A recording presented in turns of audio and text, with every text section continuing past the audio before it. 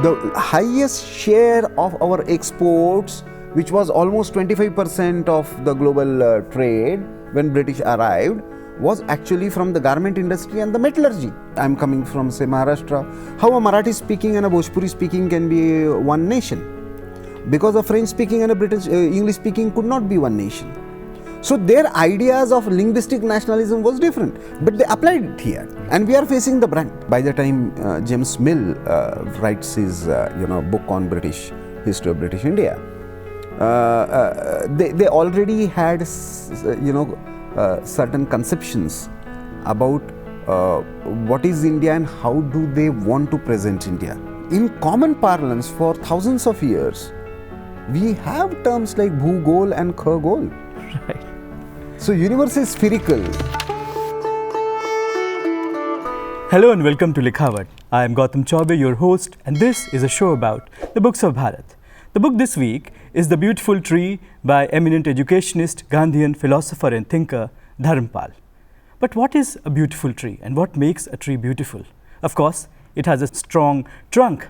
It has long branches where birds nestle safely. It has fruits that taste of the season. It has a thick foliage that shades travel-weary bodies.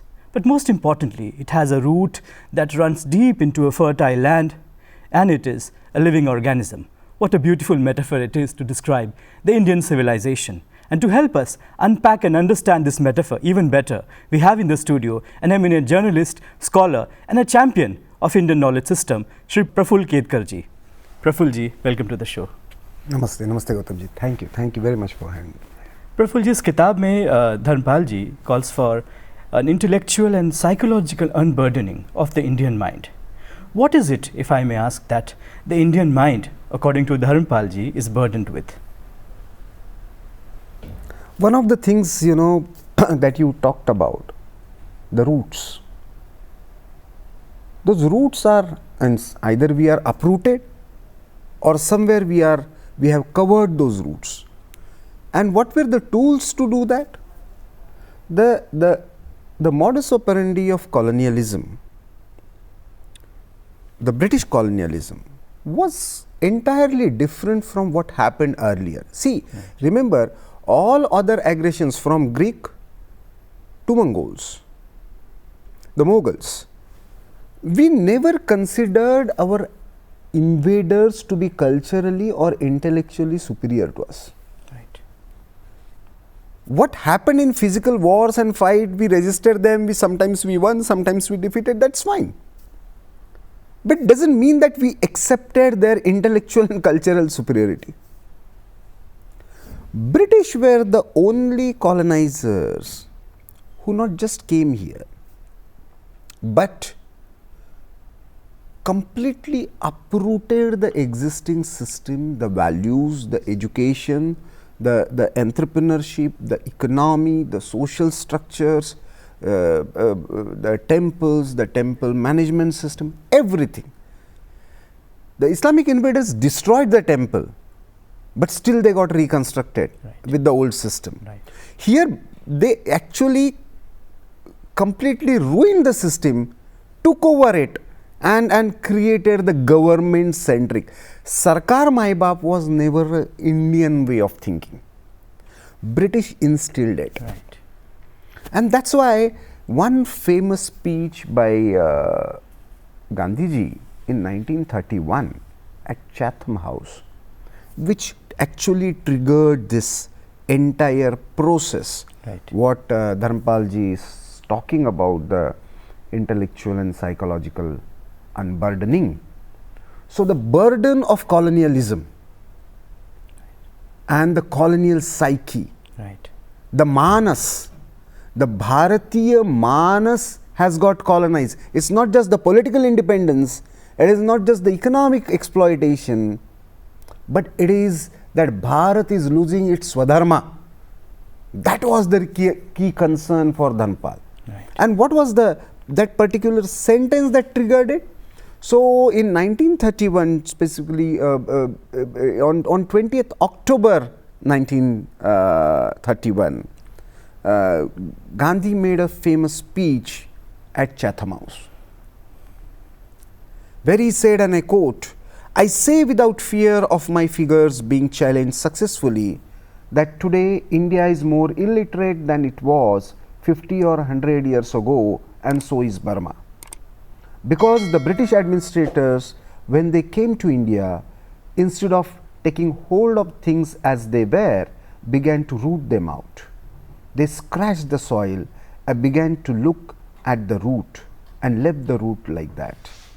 And the beautiful tree perished." This is Gandhi. This is and this is where the book derives its title from. Absolutely. See, please try and understand. British themselves have documented, and Dharampalji is not giving any, the so-called mythological, that timeline itself is problematic. So what to call myth and what to call history is a problematic thing. But he is not talking this on the basis of Indian scriptures. He is actually doing this, taking forward Gandhi's conviction with a documentary proof from the British archives. Right. And he is actually proving that every Indian had access to education. Right. We had our own model of education. And that's why this unburdening after independence is a critical process. Right. So it is basically decolonization of mind, decolonization of our psyche, Right. decolonization of our national consciousness. He also argues that the Western education, or the westernized modern education, it casts a dark shadow between India as it once was and our contemporary awareness of that India. How is it that Dharampal is trying to rescue the truth of India, the reality of India, from that dark shadow? What efforts do you see him making in that direction? Oh, it's a humongous effort, and the way he has taken it, going to England, getting hold of those original documents, because this one fundamental question, actually the question that he, of course this beautiful tree idea was lingering on his mind, but what I feel that because the book was published in the 80s, 1983. But it further got triggered when our constitution making process was going on. Right. And one after another, even in the Constituent Assembly, this idea about whether the state should be very centralized, the government centric, or it should be very centralized and people, that debate is going on. And that's why he is coming up, his first work is on Panchayati Raj. So there he is coming out with a strong argument about decolonizing governance structures. Right. So the governance structure has to be decolonized, and that is why this effort of Dharampal, and this is a consistent effort till his last breath, where he is actually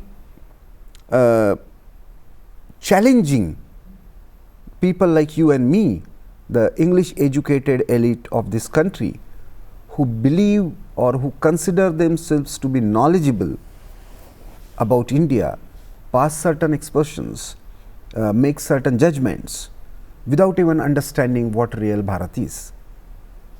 So what he does, he goes to the original documents. When British came, British did a painful effort of documenting and studying India. Right. That's why this colonization process was different. They didn't do it with the hammer and the sword. Right. They didn't use the barrel of the gun. They actually tried to decode our mind. So they tried to study each and every community, our practices, our languages, our and then tried to put it in a policy framework. Right. So they created the fault lines that, and the fault is not theirs, because they had a conviction that they came to civilize us, one, and two, they thought that their policy prescription is the best way to civilize us. Right. So they came up with their own ideas based on the European experience. Right. So for example, if you are coming from one state of present day Bihar, which never existed before 1927, or if I am coming from say Maharashtra, how a Marathi speaking and a Bhojpuri speaking can be one nation? Because a French speaking and a British English speaking could not be one nation.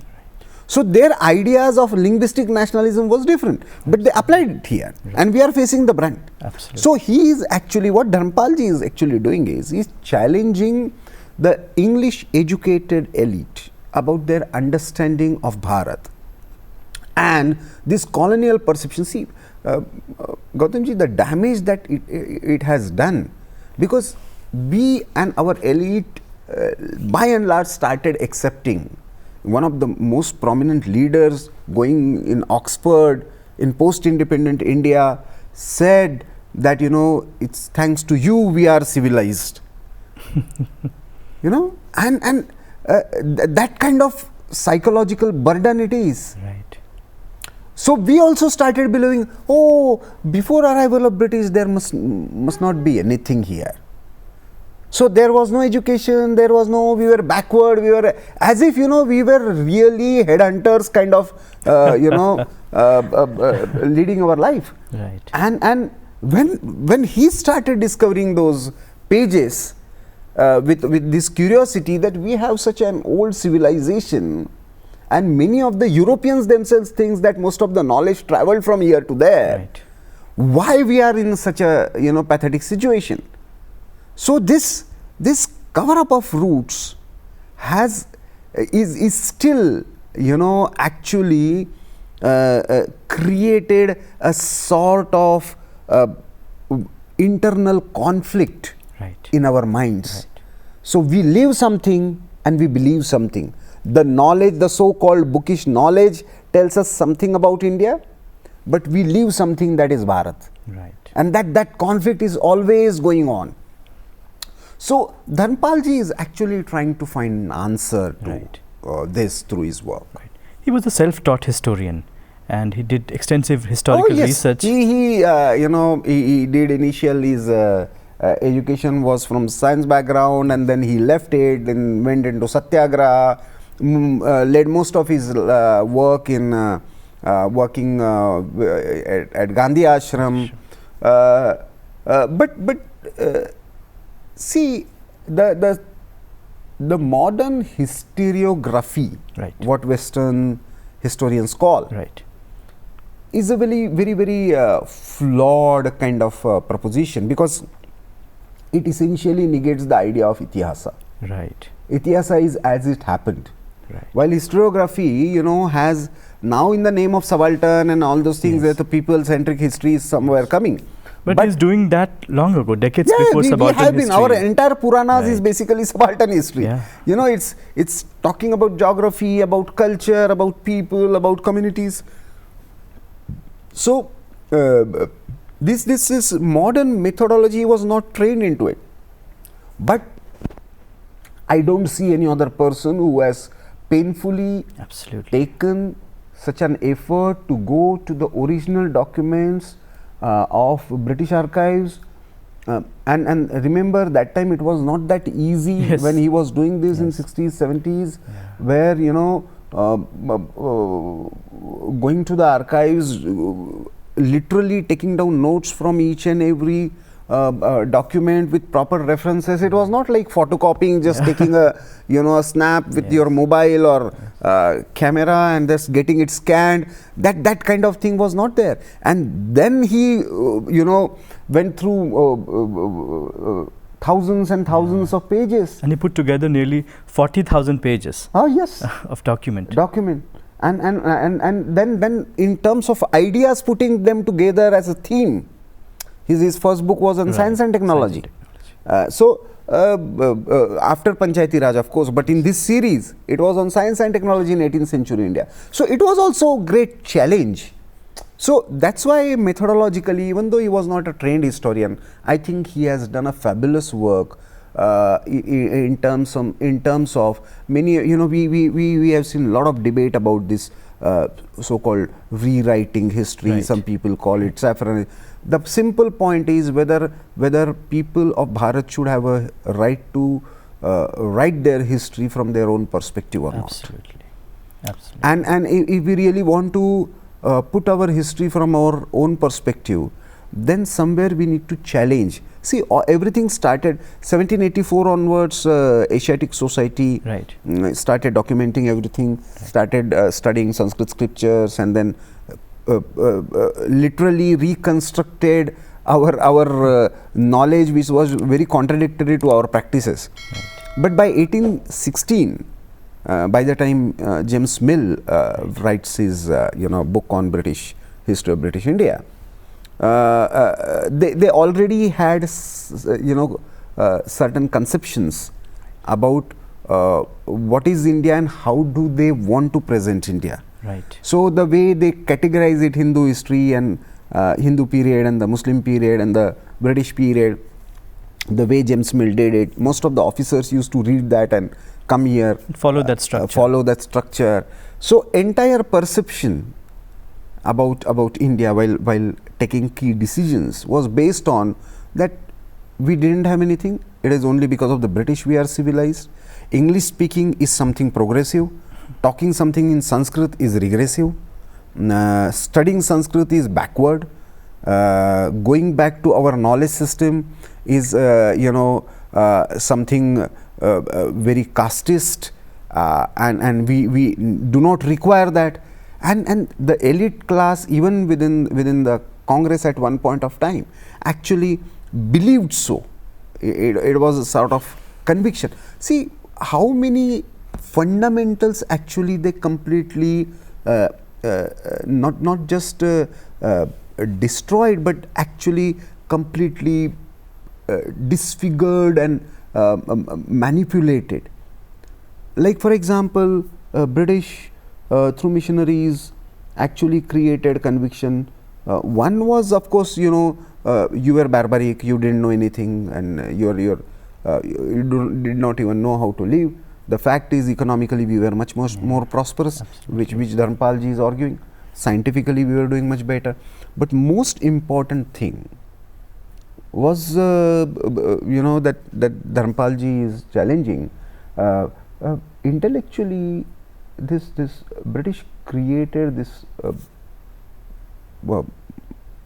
mindset that we are in a state of colonialism, or we are getting colonized because either we are idolaters or polytheists.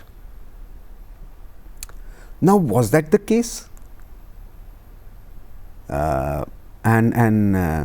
So everywhere in terms of governance, in terms of economy, how did we govern ourselves for thousands of years? How we evolved our own institutions, our healthcare system, were temples just places of worship for us, or they were much more than that? But when you read The Beautiful Tree, what according to you were the most shocking revelatory aspects of the book in terms of the scale of education system in pre-colonial India, and also perhaps in terms of the social composition of the schools, the students who visited? What was most shocking for you? It completely destroys our existing perceptions. First of all, it says that we had a very vibrant education system based on the skill-based education. Perhaps the least number of students that we find, because every district has a set of gurukuls or the education institutions. Most of them are run with the support of temples or society. So government has a very little role to play in managing the educational affairs. If we see the case of present day Andhra, it is mainly from the Madras province. Linton's report is there, of course, from Punjab, then Bengal province. Now in every province after province, he is getting the same kind of evidence that every 1 lakh population there is at least one educational institution. In certain towns there are many more. So the fundamental perception that there was no education system before arrival of British. Yes, of course, there was no English education system. और ये सारे British documents हैं. They are British documents, so nobody can claim that this is because of some ideological bias or some mythological document. No, nothing can be. So Dharampalji got hold of this. So this is the most fundamental thing, that we had a very, and it was very skill based. Right. It was not, so we had what was traditionally called in Vedas and Puranas, that Vidya and Avidya, the spiritual knowledge and the material knowledge, both are equally important. So our society was an industrious society, the entrepreneurial society. So as per the entrepreneurial skills, the education system was constructed. It was not to make clerks who would assist the administration like British did. So this was a very vibrant system. 1, 2, across India it was existing. Right. 3, all the caste and communities, the so-called caste, I would say communities, had access to education. Right. So on the basis of British documents, Dharampalji is actually saying how many now present day categories that we constitutionally accepted: the SCs, the OBCs, and even women, Muslim girls in Kasargod and Malappuram. Right. How many of them are actually there in the class? What kind of educational courses that are available to them? Right. And surprisingly, the popular perception is Brahmins and the priestly caste, as used to happen in European context, they had the domination.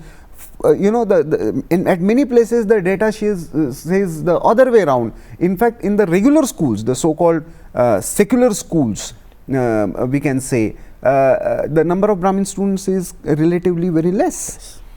So what was there, as I see, the Vedic schools, the religious schools were actually where the Brahmins were.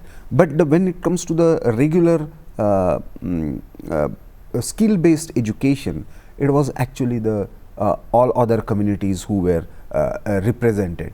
British completely destroyed this. British not just disincentivized this education, they created this Macaulay and Trevelyan model, where English was introduced as the language of instruction, and that virtually turned India But he also writes into about illiteracy.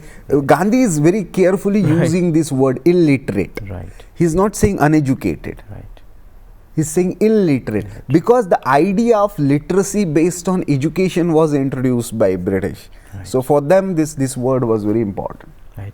He also writes on, as you also pointed out earlier, on science and technology in 18th century India. Now, हम एक ऐसे दौर में हैं कि technology हर दिन पुरानी बढ़ती जा रही है, हर दूसरे दिन एक नई टेक्नोलॉजी आ रही है. मैं आपसे जानना चाहूँगा कि 18th सेंचुरी में हमारी जो साइंटिफिक डिस्कवरीज थी या जो गैजेट्स और टूल्स हम यूज़ करते हैं, वो दो, मेरे ख्याल से उसमें कुछ वैज्ञानिक सिद्धांतों की बात करते हैं उस किताब में, और कुछ वैज्ञानिक जो गैजेट्स टूल्स हम यूज़ करते थे उसकी बात करते हैं. उसकी अवेयरनेस हमें अभी क्यों ज़रूरी है? See, technology always keep changing. Point is whether it is by choice or it is by blind imitation. Right. What we did in, why Dharampalji is 18th and 19th century? One is, this again challenging this popular belief that we never had, the myths. Right. We were primarily an agrarian society. Come on. Those documents clearly show that we never sold our food grains.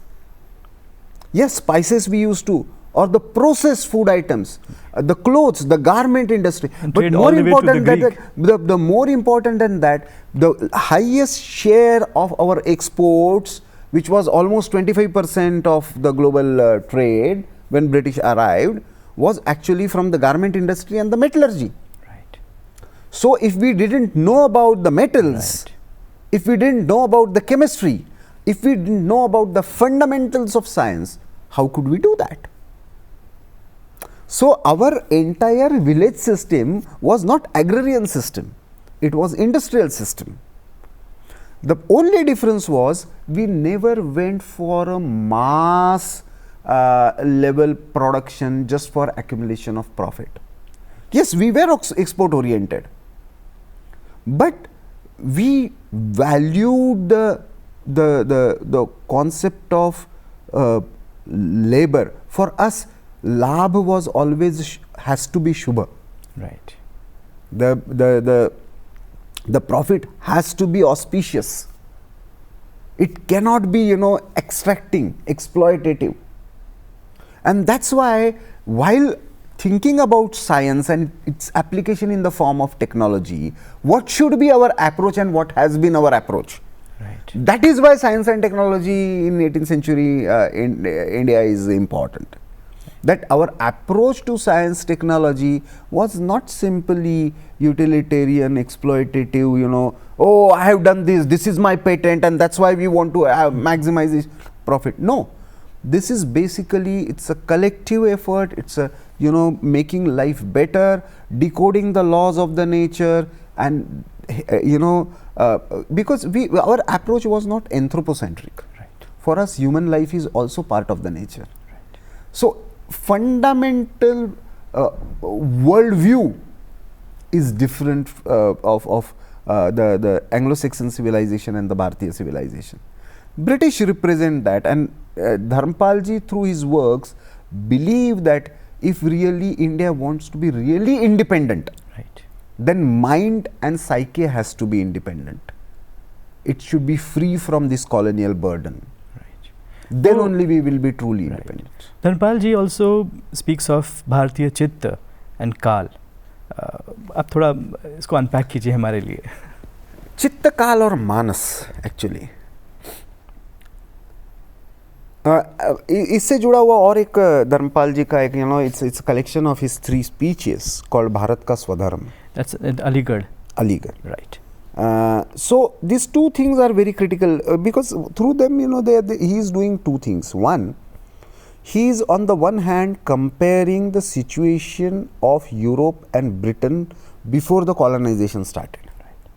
So the idea of slavery, how it was functioning there, what was our situation, the idea of education there, what was our situation, the evolution of science and technology, the entire scientific, what was the first question they are arguing about? The modernity, the so-called modernity and the scientificism, whether earth is flat or spherical.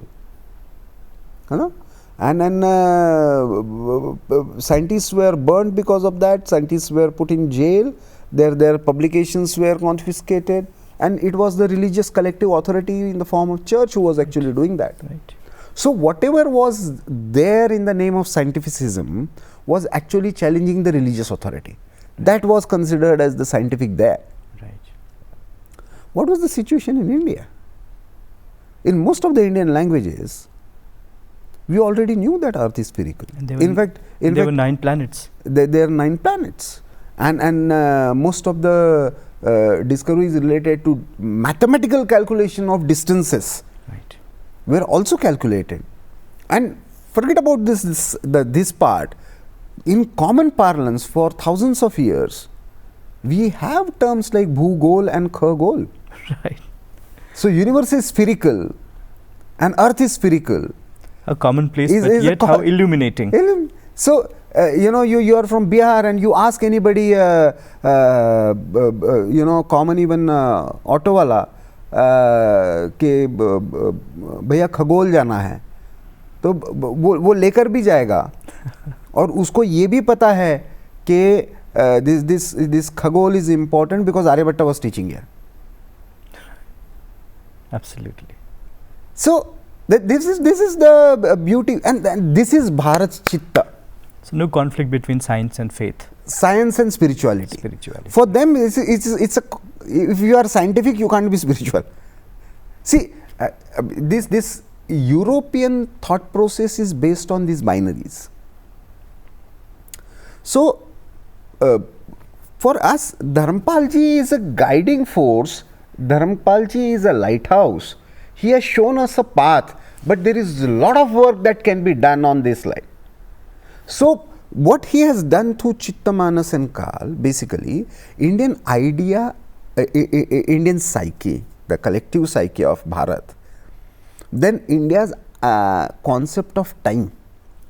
See, European idea or all non-Indian faiths and the civilizations, their idea of time is very limited because they are book-based, prophet-based, kind of faiths and civilizations.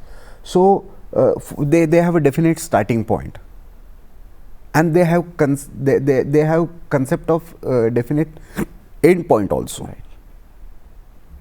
So their idea of birth, life and death is very, very limited. It's a linear. It's a linear process. In Bharat, it's a circular. So the chitta is different, the kala is different. The chitta has transformed as per the kala, and accordingly the manas is shaped. So unless we do this, understand this comparison, why these two different civilizations has a different psyche, different thought process, our policies will not be able to respond. Why there cannot be blind imitation and transplantation of European ideas and concepts, however good or bad they are for them.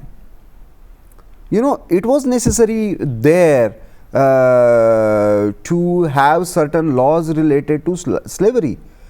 In our case, it was the British who introduced the idea of slavery, the indentured labor. You know, we never had a contractual, you know, and see our psyche, how you know, easily, you know, we adapted. This is our also great strength.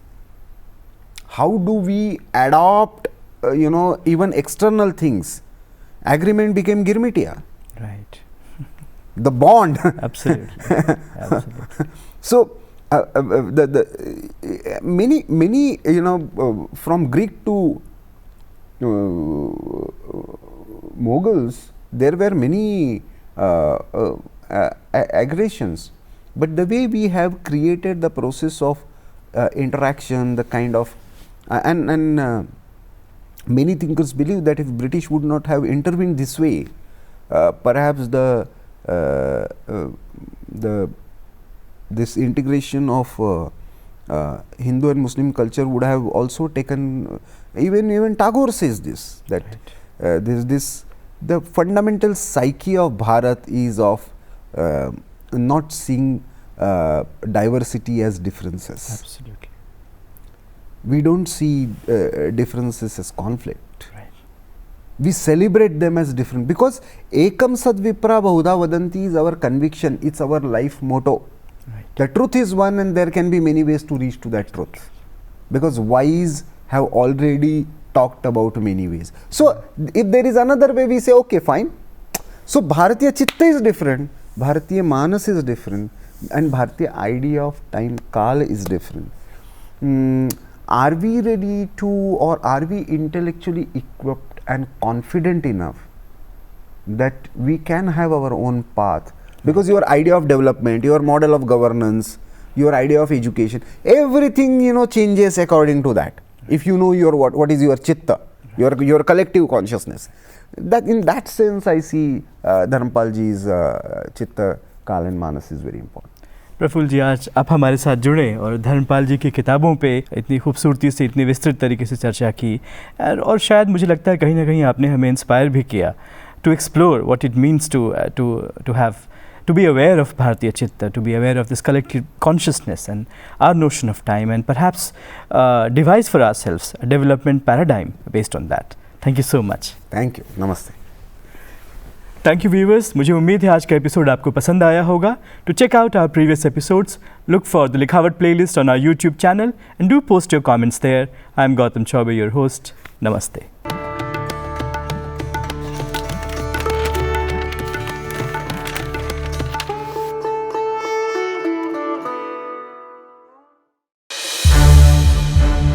संसद TV के और भी programmes देखने के लिए subscribe करें हमारा YouTube channel और हाँ, इन्हें लाइक और शेयर करना ना भूलें।